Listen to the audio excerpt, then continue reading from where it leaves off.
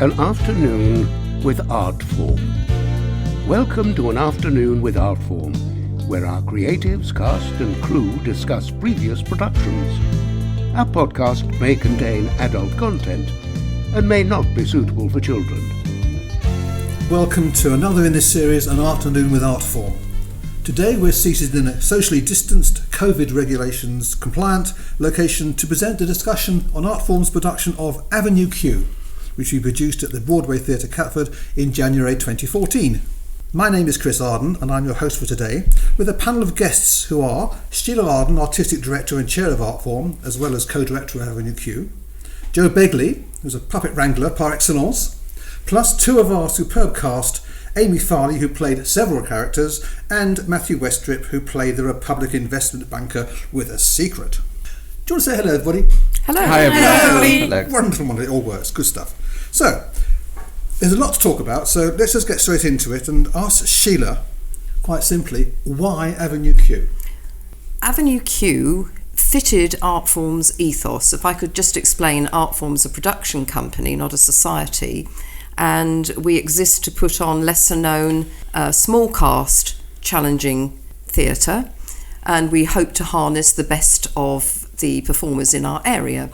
So Avenue Q, I got wind that the licence was going to be available for amateurs for the first time and decided that it fitted our criteria perfectly. Small cast, challenging to put on in a small rehearsal space, not least of which challenging to find performers who could sing, dance, act, and for most of them become experienced puppeteers. So we like to rise to that challenge. So that is why Avenue Q became the second production for the relaunched Artform. It occurs to me that some of our audience may not know the story of Avenue Q particularly, so perhaps Matthew and Amy, you could just give us a very brief synopsis of what the story is about? So it's a story that's based on Avenue Q, and the joke, of course, of that is that in New York you live on Avenue A, B, C, D, E, and etc. And it's Avenue Q is the further downtown area that you'd live in, and it's based with puppets and human beings alike living in this sort of downtown area, which is run.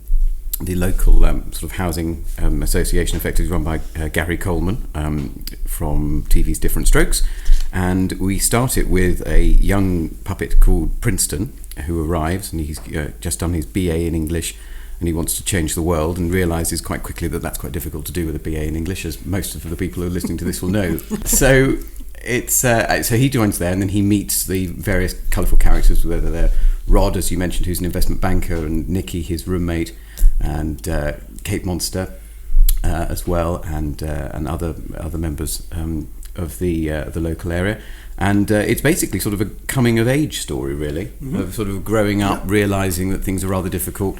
The songs, it's because it's a little like Sesame Street, and the puppeteers and the guys who originally did it were puppeteers on Sesame Street. They came originally from that, so it's sort of a love letter effectively to it.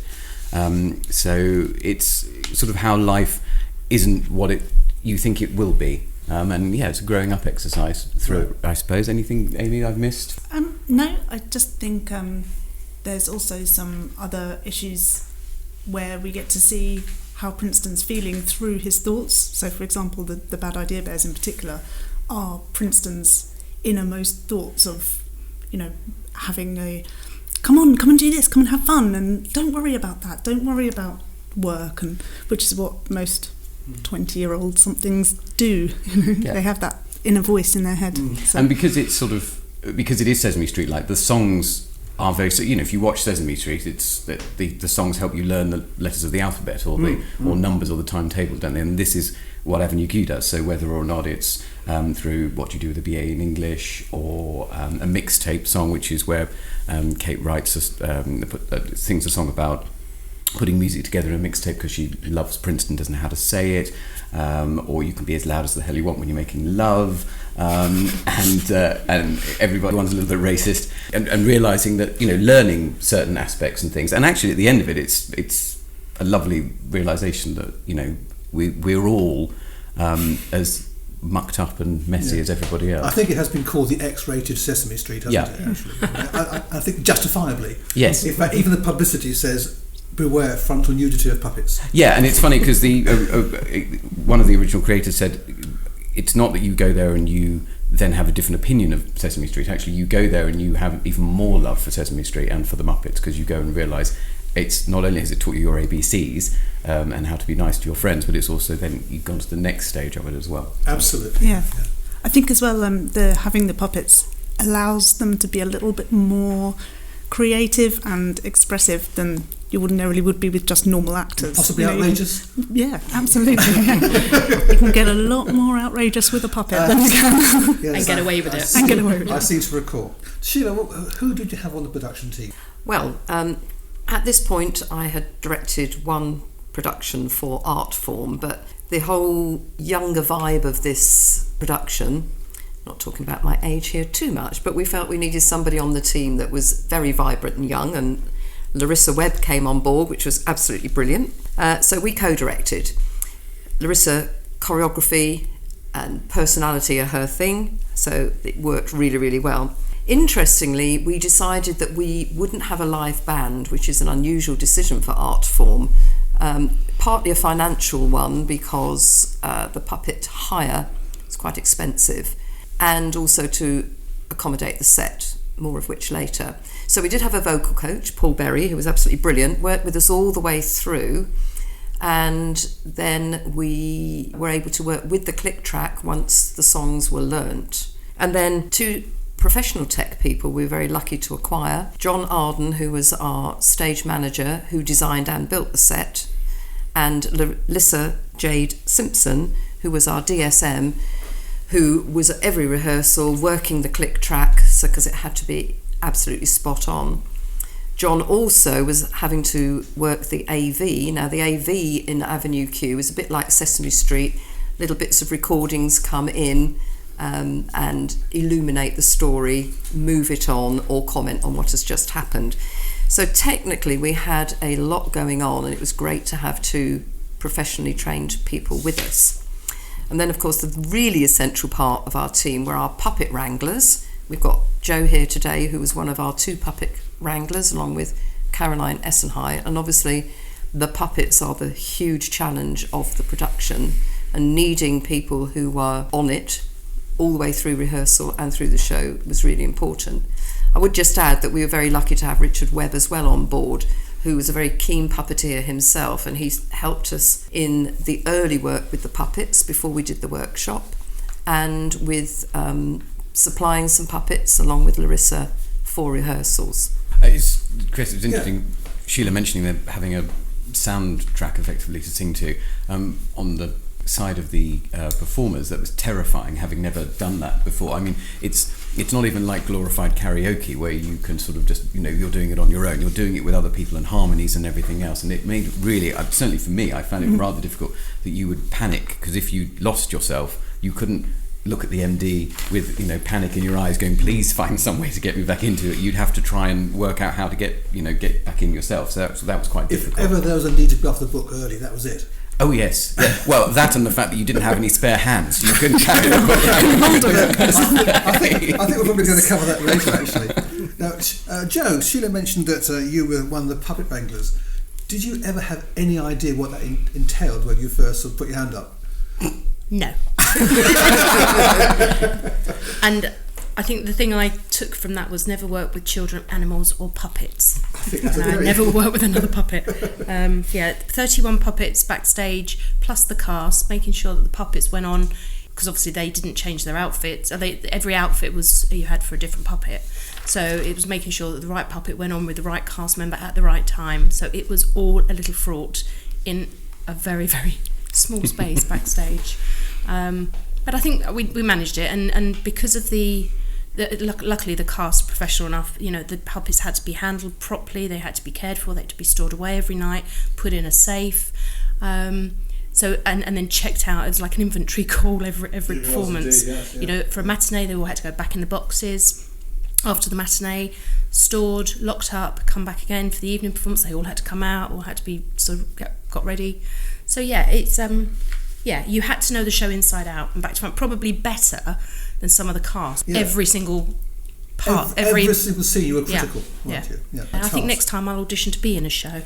That's quite a show. And work backstage. Well, it was well performed, so that's good stuff. Jo, were you not also opening and closing doors? Yes, I was, and we were also sorting out the boxes, and the bears, and it was quite hard because obviously some of the stairs are obviously some of the doors and the windows are upstairs. So with people like Trekkie Monster, one of us had to be up there making sure the windows were open for both because there was only him and one other person, and obviously all the hands were tied up. Whilst we were then running up and down the ladder to go to another door, ducking, bending, crawling, laying down. And because when you're holding a puppet, you can't actually open and close the doors, can you? So if you were exiting, backstage had to anticipate and know when you needed to come through the door, open it for you and close it behind you. So, the two of you were quite busy backstage, You were weren't somewhat you? busy, Yeah. as you say, probably more busy than the cast. And I think I said to Sheila before we started, I actually had completely wiped every memory of Avenue Q from my brain box because it was a tour de force actually. Hopefully that's all flooding back. It's coming back Positively, I hope. Of course. Excellent. Well, look, okay, you mentioned the set and the doors and the windows. The Broadway Studio offers several creative challenges due to its being an intimate 85-seater theatre. But what particular problems, Sheila, were there regarding the design and construction of the set? Well, as I said, John Arden was our stage manager for this, and unlike Into the Woods, which is the previous podcast where we had a lot of creative license for the set, the parameters of the Avenue Q set is what it is. It has to be 3 houses, you have to have top and bottom accessibility, you have to have functioning doors and windows. It's only 16 feet tall, and it wasn't wide enough to get the 3 houses in side by side. So again, the creativity is how to adjust it to get everything in that we needed. With the upper levels, Joe's already mentioned, without the height, the actors who were on the upper levels were sometimes prone or sitting and had to make it appear as though they were standing at the windows when the windows were open. This was all on an upper level of a steel deck, which was accessed by a ladder. So if you've got a puppet as well, that was one of the huge challenges there. The trick was in the masking. So from the front, you really believed that you were looking at 2-tier houses of full height. The build was interesting. The build took place in our garage and was completely horizontal. John built every flat himself. The painting of the flats was a combination of Joe and myself. Out there in January in winter coats, rolling paint on, and then doing brick effect and wood effect. And then when we installed it into the theatre, which went really, really well, John had a great team, we got it installed really, really well. Then the doors and windows had to go in, they all had to be very robust because of the amount of time that they're open and closed. We couldn't unfortunately include the stoops in the set, which is what's obviously quite New York tenement. The stoops are very much a part of it, and at one point we did think the set might look a bit more like Coronation Street than Avenue Q, but I think in the end, with the painting, with the effect of the houses, I think it really looked a brilliant set.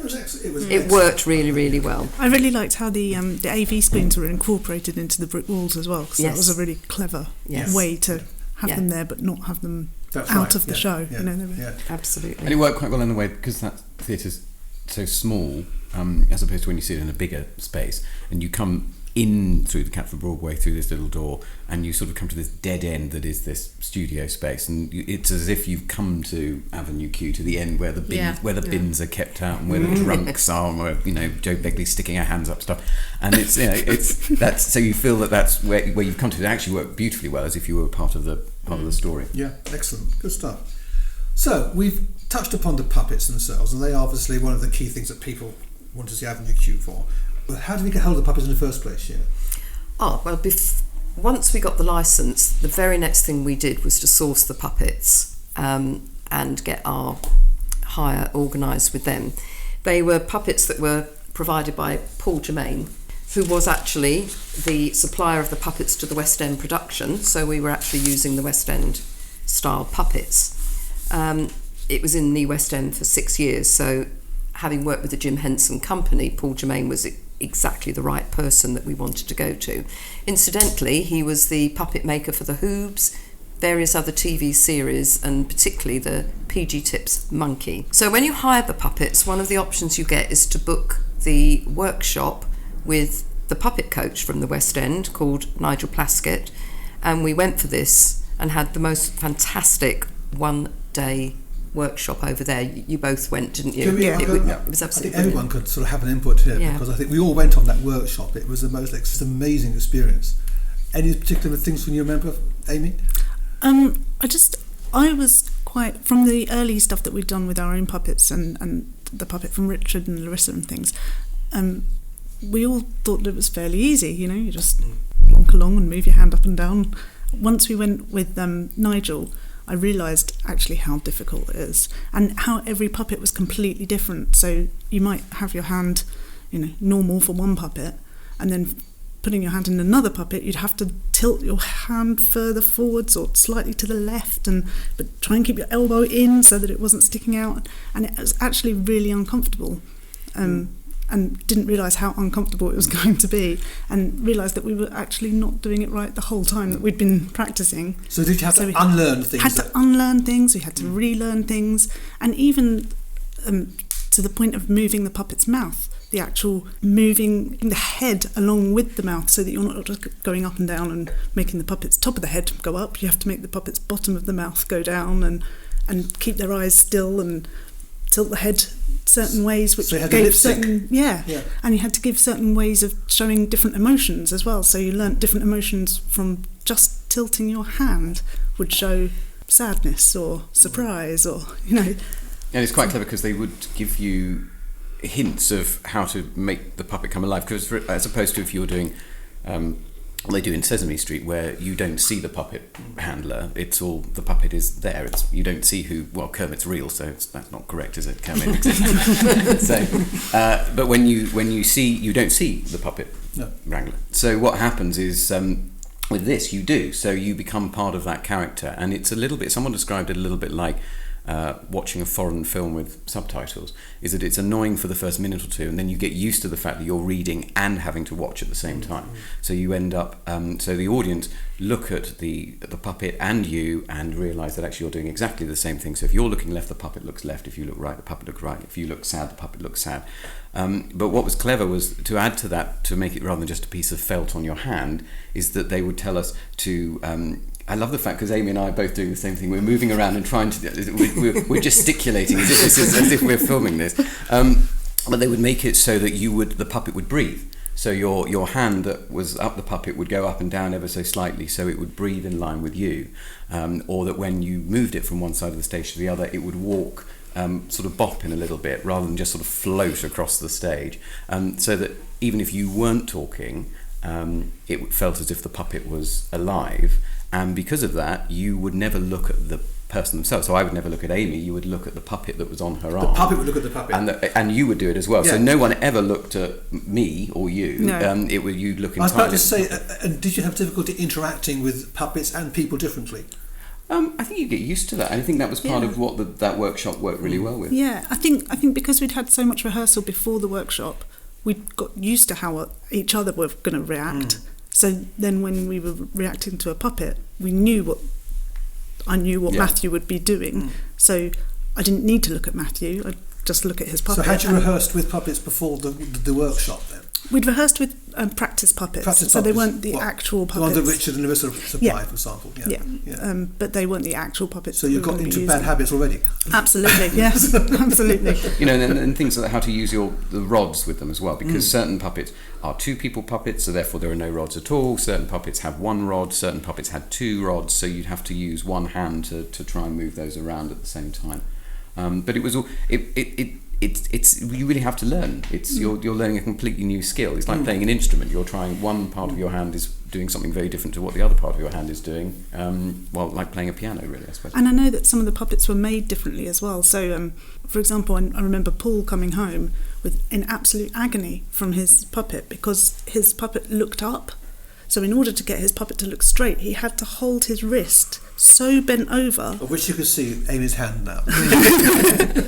He had to have it so bent over, almost back on himself, whilst trying to keep his elbow in so that it didn't stick out, that he actually injured himself. Suffered for his art. Yeah, he did. So how on earth the professionals did it 8 shows a week for months at a time? The concentration levels must have been amazing to keep that intensity of selling the idea that they weren't puppets, they were actually people in a story. Yeah, and I think that puppet workshop was, if anybody out there is listening to this and thinking of doing it, I would immediately go and do it. From anybody who's on the stage to the people who weren't, to the director, to everybody, because it was so useful. Not only did we get to meet the PG Tips monkey that we highlight, but it was so useful because you think arrogantly, oh, it's really easy, I've done this in rehearsals, I know how to move this round, I know exactly what I'm doing, and it takes it all away and changes it again, and you have a completely re-understanding of it, because as Amy was saying, particularly when it comes to moving your hand, you don't move your hand very quickly because otherwise it looks like the head's going up and down and flapping all over the place. You have to do it, gently. You've mentioned the fact that there were 31 different characters, I believe, backstage at various times, with only about 12 real characters. So why so many? I think it was, as I said, each puppet was, every time they came on in a different outfit, you would have multiples. So Lucy came out in 3 different outfits, and obviously, it's a lot easier to have a puppet per outfit rather than try and change the puppets. Which is why it was really, really important to make sure that the right puppet went on at the right time. So your planning backstage as a wrangler had to be really meticulous. Yeah, we had crib sheets, cue sheets all up over the walls. And I tell you that the one thing I remember thinking just before we went up on opening night was, how are we going to get through this? How are we ever going to get through this? It's a bit like going on stage. You know those dreams you have where you wake up, or you go to bed and you have this dream that you went on stage with no clothes on, or you've forgot all your lines, or you didn't know any of the words at all. It was exactly like that, the fear that went into it. But of course, by the end of the week, dab hands, And it is odd because I can't remember how many I had for Rod. I think it was 3 or 4. 3 or 4. But there was one puppet where he's reading a book in one scene, and that's all that puppet was used for. That was all the puppet was used for, literally. But he was in a different outfit. In a different outfit with a little book that you'd open and close, and then he went back on his little stick and he stayed there till the next night, because obviously it's much easier to do that than sewing in you just can't do it, so it makes perfect sense.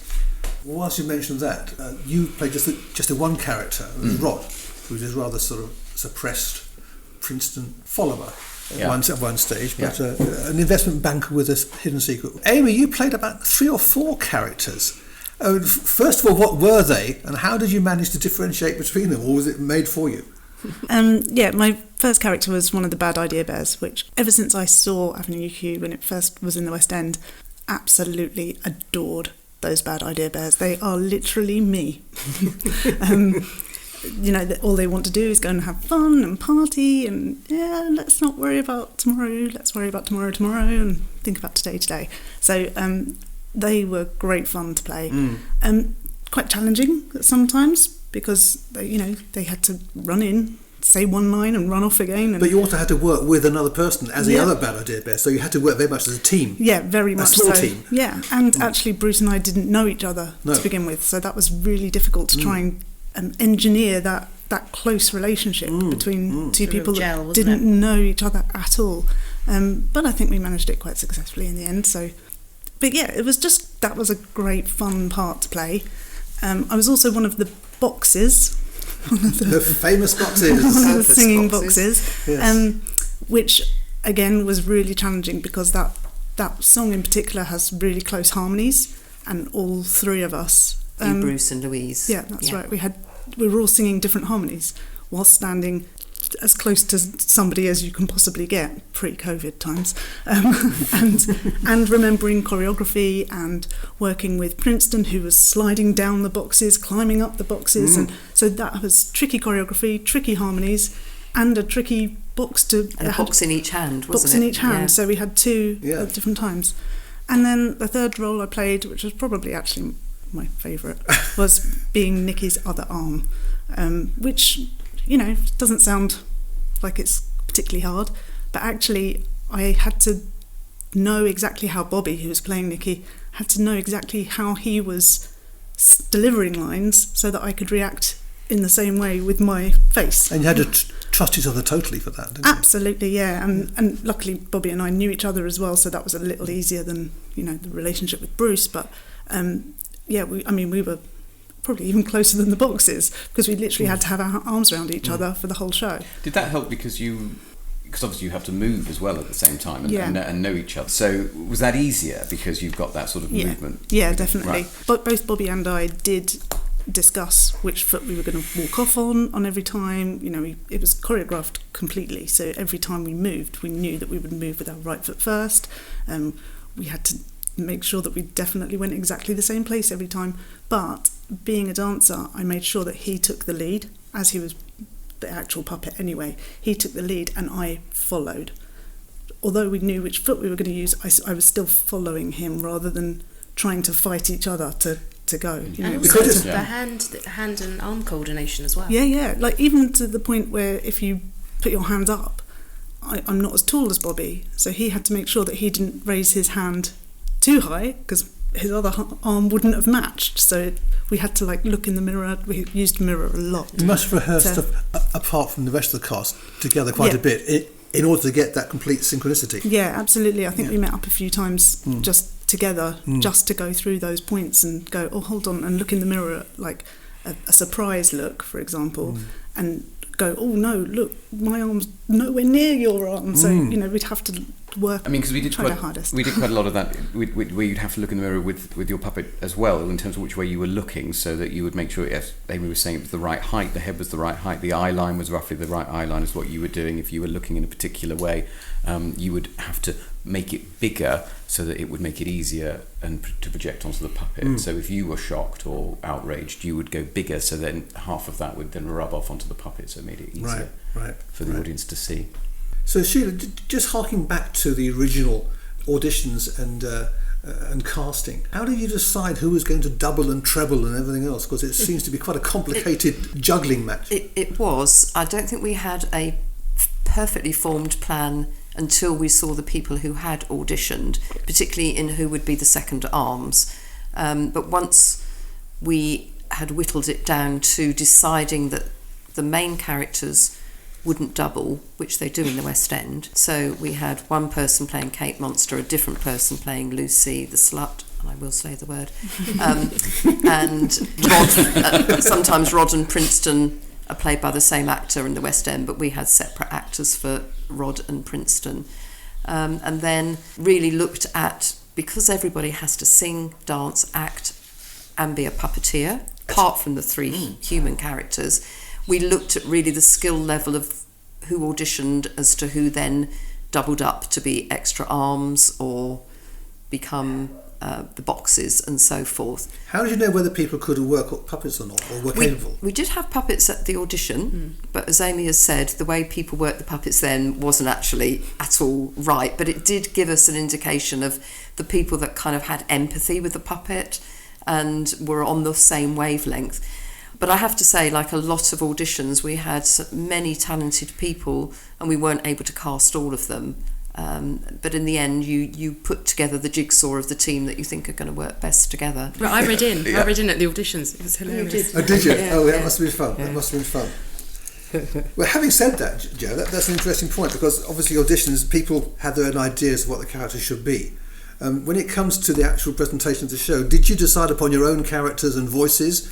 Because a lot of the voices appear to be based on the Sesame Street characters, for example, especially the monsters. I think because it's a bit like certain shows you do. So, for example, if you were doing a production of Beauty and the Beast on stage, children come to see Beauty and the Beast because they want to see and hear the original characters from the film. They don't want to see your interpretation of Gaston. They want to see Gaston as if he was from the cartoon. And it's very similar to this. And I think we were helped with, Rod and Nikki are Bert and Ernie. That's what they are. And from the original production, they have a very particular... Rod has a very particular voice. Slightly weird Carol Channing voice.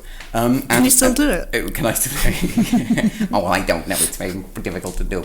But you have to do it in a particular way. And so some of it's kind of done for you. It also makes it much easier to sing certain songs. So, for example, My Girlfriend Lives in Canada, that I had to sing as Rod, is much easier to sing if it's all nasal and up here, because it's much easier because it's in the mask and it's much easier to sing it.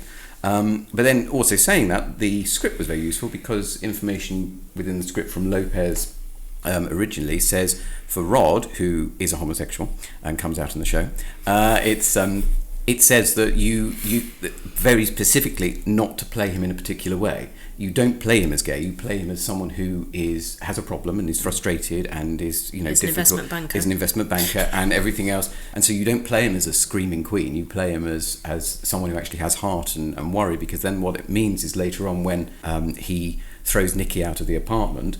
And he has a conversation with one of the other people on Avenue Q, is going, he gets very upset. I miss Nikki because I don't know what I've done with it. And it's not because he wants to sleep with Nikki, it's because he misses Nikki because he misses the companionship and the love and the friendship of it. So I found that was very useful. And the minute I tapped into that, it was much easier to work out how his journey would go from the beginning to the end when he comes out to his friends and everybody's much happier with it. Amy?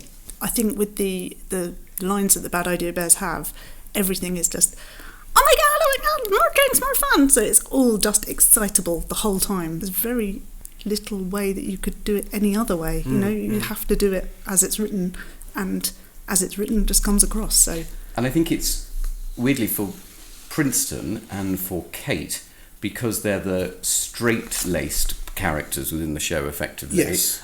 It's harder almost harder for them, but also easier for them, because you could probably find your own voice how you wanted to do that, as opposed to the Bad Idea Bears, Lucy the Slut, Rod and everybody, and Nikki and stuff, where they are particular how they sound. But also I think that's also a challenge for Princeton and Kate, because they don't want to be themselves, they don't want to use their own voice, so they have to find a voice that is characterised enough but not to take away from the real characters in the show, to be natural but still be a puppet voice. And I also that's think quite a tricky line to balance, I think. Yeah, absolutely. And I think because the decision was made, and rightly so, on Sheila's behalf, to not double cast, when it's double cast within the West End or on Broadway, because Rod plays Princeton plays Rod, Kate Monster plays Lucy, and Lucy plays Kate Monster. That makes it almost easier for the actor, because there's two distinct ways they can go to show that they're playing different characters, whereas it's much harder than if you're playing Princeton on their own to actually find where you want to be with that, because you haven't got Rod to play off as a character you're going to come on later and do. So you've learnt the music and you've learnt the dialogue and you've mastered the puppetry and the set's built and the audience is in. What's your first thought on opening night?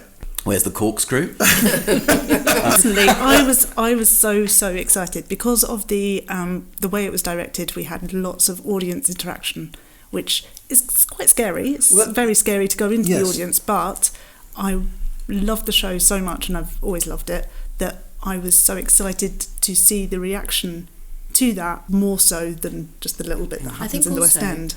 It was the only show that I've been involved with where every night we just hit the bar every time. There was, sometimes there's a bit of a dip, but I think with this it wasn't like that. Everybody just went in and gave it 100, 110, 120 and just got bigger and better. I think the energy of the show does that for itself anyway. You don't really need to try, because the show I think you're right, Amy, because sometimes with shows cast can get put off by audience reaction, particularly laughter and interaction like that. But because this has been so funny, so beautifully written at the start, and the characters are so likeable, the audience is with you from the very beginning, and therefore you didn't find it off-putting to have the audience reaction so close as well. I think it's worth saying that in the studio, the players are on the floor, and the first row of the audience is on the floor, and literally sometimes 2 to 3 feet away from you. The audience interaction couldn't be closer, but from a member of the audience, and as director I do get the privilege sometimes of sitting in on the audience, it's so exciting to see the puppets so close up, and I think a lot of audience members mentioned that, to be so close to the puppets and also to appreciate the skill of the performers. That's unique, And that's why we like doing small theatre, because it doesn't happen like that in a big theatre. Yeah, because when it was done originally off Broadway, it was done in a smaller theatre, and when they moved it to on Broadway, they had to change the puppets to make them more colourful, to make them stand out more, because they said when they did it originally in a smaller space, of course you're all on top of it, so it doesn't matter as much. Whereas, and so originally it was done in a smaller space, so actually it kind of went back to the root of that. We're weird in the UK because Sesame Street, certainly we've all grown up with anyway, with American import, but the Muppets became famous here, thanks to Lou Grade and everybody else at ITV. I mean, they became massive here. So we've all grown up with that. So you automatically have that invested in the audience members when they come in, because they know Muppets, they love them, that's what they want to do. And also the British sense of humour with carry-ons and things like that we all like it to be rather cheeky. And Avenue Q is at points filth, but at a lot of points is cheeky. It's tongue-in-cheek, it's double entendre, you can make as much of it as you like. I mean, at one point with the VT that was put up, there's two voices talking, and one, like on Sesame Street, and one goes, come-it-ment. Commitment. Yes. Commitment.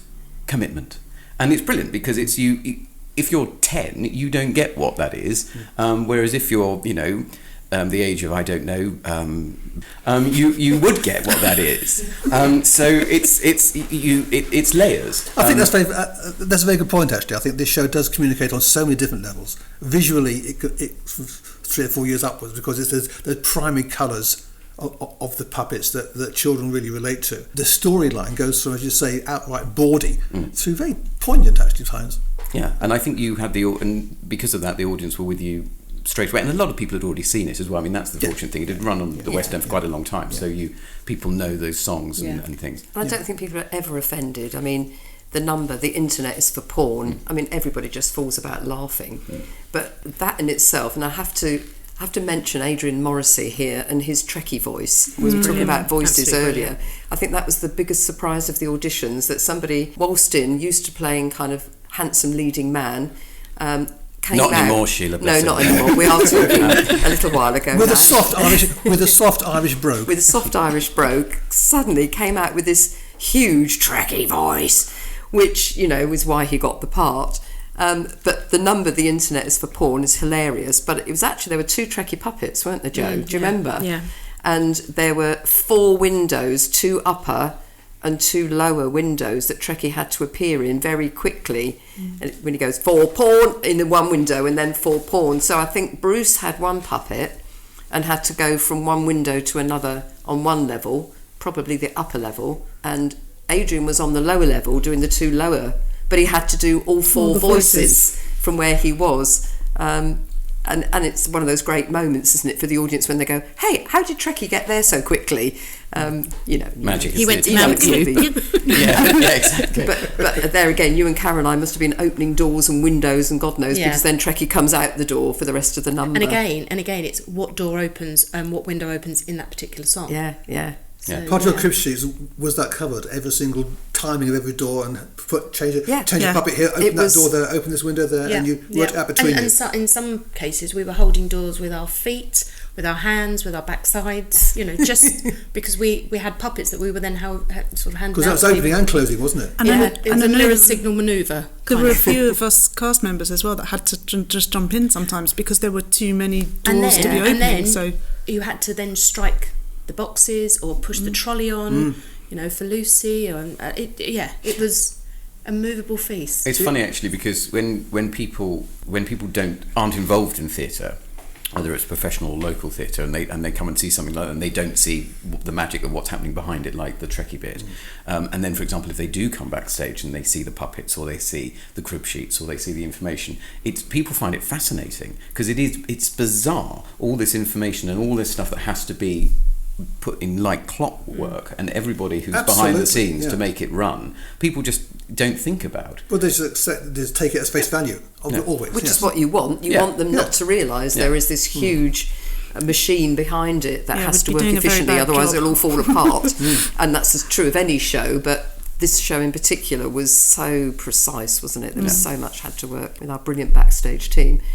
Not to mention John was huddled in a tiny corner with a computer, because he was cueing all the AV cues, again, which had to be spot on. Lissa was up in the lighting box cueing the music next to Martin, the lighting technician, and all three were having to be cued very precisely. And because of the restrictions of the studio, we have no tannoy front stage, backstage. There's no communication from the lighting box, which is front of house, to the stage manager, who is backstage. So they had to be as precisely rehearsed as anybody. And it's one of those things that when it happens, you look back on it and you think, oh my God, how did we manage that? Not to mention the performance when Lissa, operating the click track for the music, I remember this, was held up and was not there for the beginning of the show. And I was in such a state because I knew I had to do it. And so I was up in the lighting box, trembling, cueing the music. And I think she arrived about 20 minutes in. I've never been so pleased to see somebody in my life.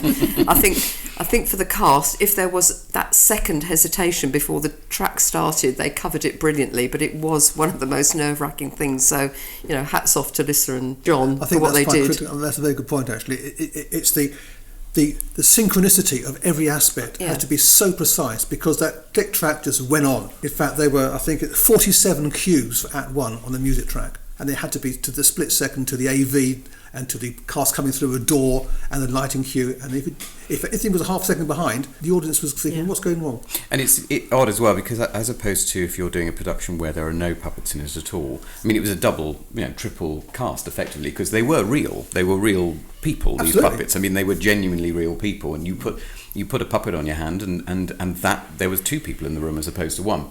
There were no trouble with the cast. Everyone actually worked really well together. Everyone was really on it, really paying attention.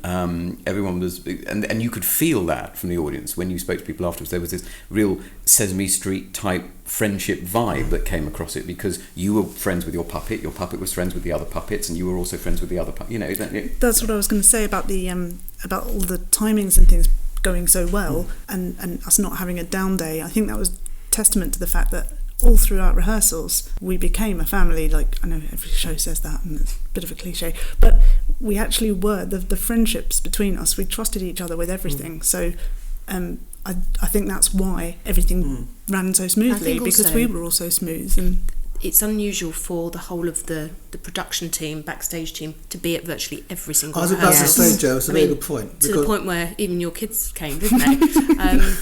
Come on, Amy, tell us about where you were at family-wise at that point, because it was amazing. Yeah, I think Oscar was about 4 months old when it was first cast, and then we had Georgia, who was 3.5, and two slightly older ones as well, 7 and 8 and 9, something like that.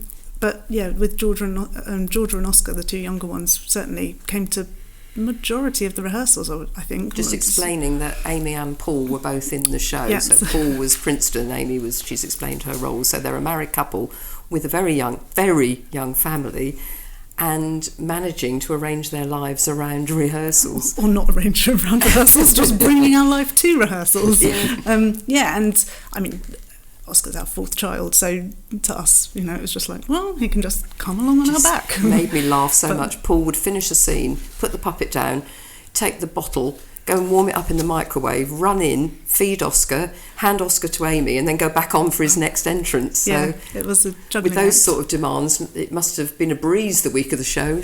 Well, yeah, I mean, it's nice to not have to worry about being a mum for a week, that's for sure.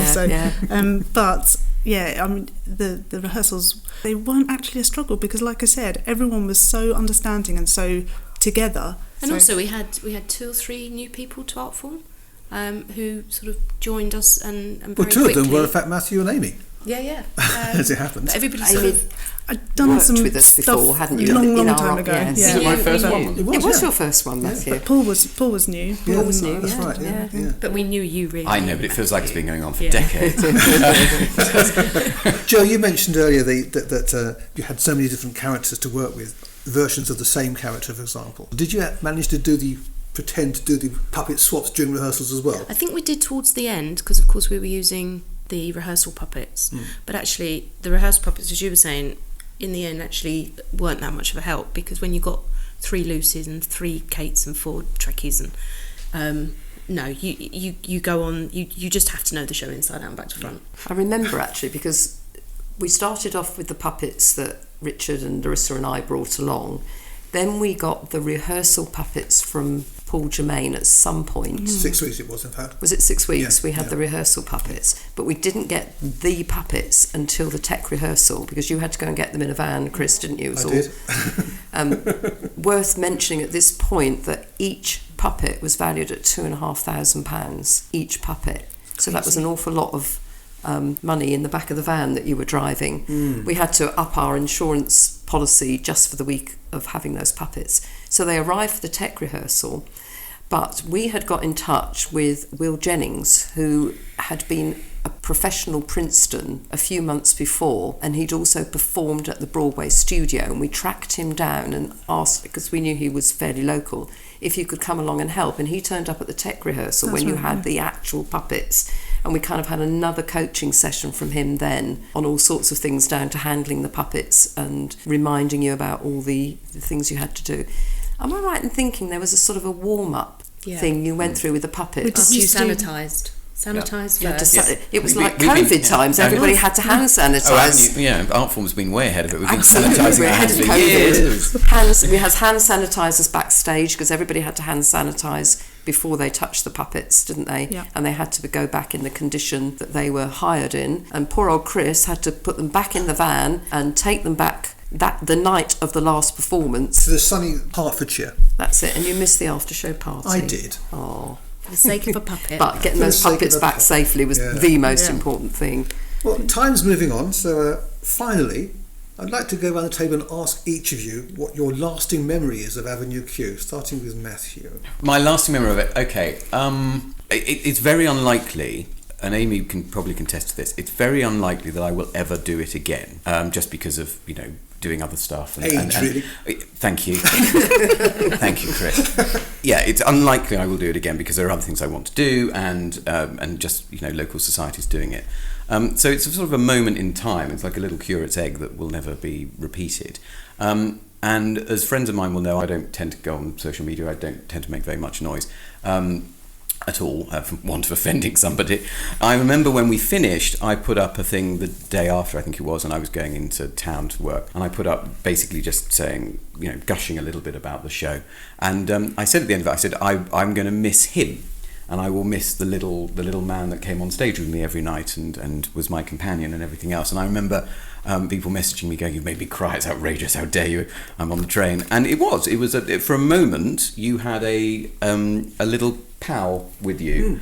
And having watched it in the West End, I never thought I'd be able to get the opportunity to do, not with puppets that we've made out of socks, at home. You've made them with real puppets that were used in town, that were beautifully produced. It was fantastic, and I'm very grateful that Artform did it. And it's exactly the sort of thing that local companies like Artform should be doing if they're confident enough that they've got a team to do it, because it will always sell, because people always want to see it. It hasn't been on the West End since 2016, I think, so it will always sell. So it's it once in a lifetime thing. I think I'm very grateful for it, I suppose. Amy? I think just that family feel. I've never known a show like it. I absolutely adored. You just touched on it very slightly there, Sheila. Just before every performance, we used to do a warm up. So it would be a vocal warm up, a bit of a movement warm up, but then also we'd go and get the puppets and we'd count to 10. We'd do our row, row, row the boat. Oh, did you? That was it. Oh, excellent. Merrily. Yeah. And all of that sort of thing, that's what I take away with it. And the teamwork from everybody backstage and in the cast. Made some lovely friends out of it as well. Yeah. And Jo? Well, basically what has been said already, but I think my lasting memory was Sheila walking into a board meeting and saying, "I've had this amazing idea for a show." We all kind of took a deep breath and thought, here we go. What is she going to come out with this time? And she went, Avenue Q. And we all sat around the table, took a big swig of wine and went, won't be able to do that. We won't be able to do that. And you know what? We absolutely did it. We did it. And all it did was elevate Artform even higher.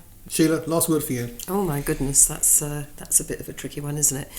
A little bit of everything. What a fantastic cast. So even if I haven't mentioned cast members by name, you were all totally amazing.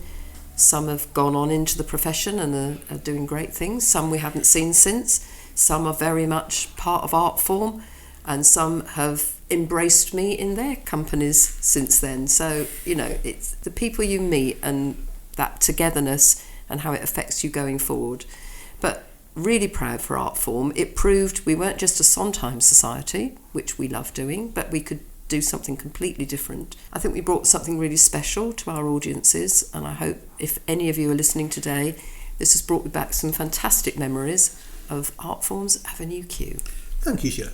Well, I think that just about wraps it up for this afternoon. So thank you to all the panel for your illuminating insight into Artform's production of Avenue Q, and we look forward to welcoming you again in the near future to another afternoon with Artform. Thank you. Thank and you. goodbye. Thank you. Bye. Content copyright Artform 2020.